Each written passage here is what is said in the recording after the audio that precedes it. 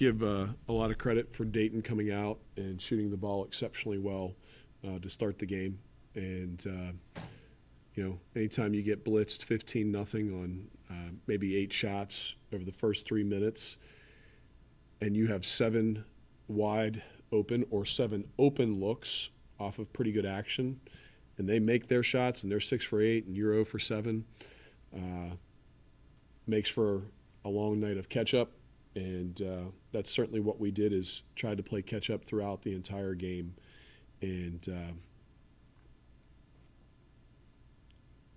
that's the ball game. Dan, a week ago you were talking about film and trying to find something within this team to find that next. Do you feel, or what do you feel that you found, and how much closer, if at all, do you feel this team is?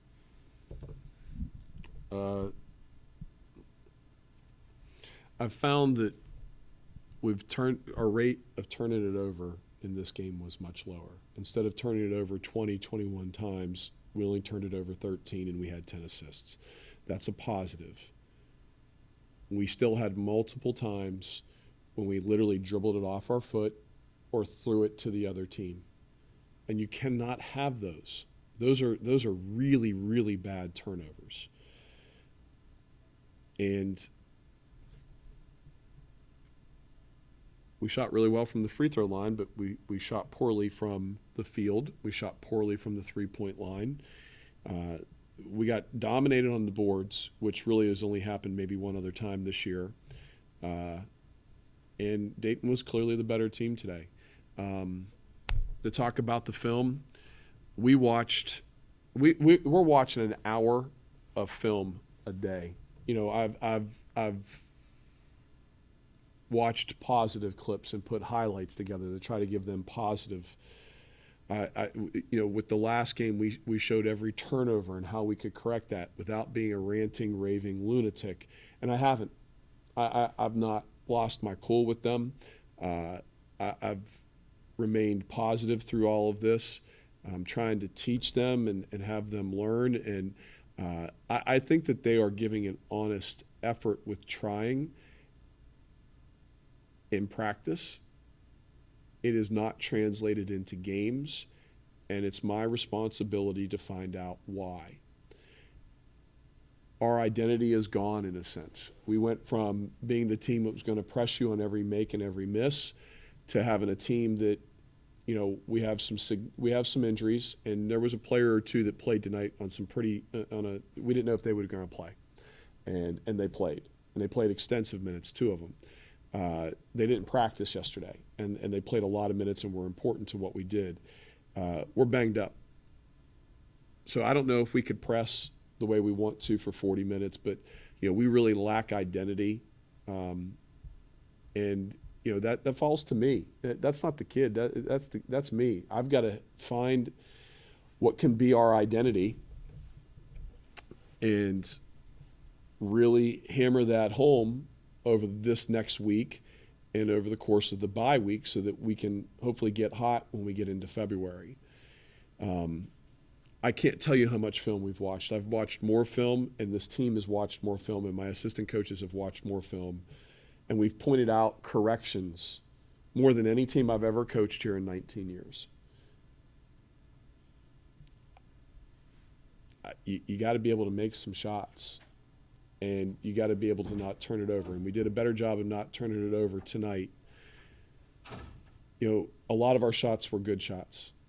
But, we've got to knock some of those down. I'm happy with what we did from the free throw line.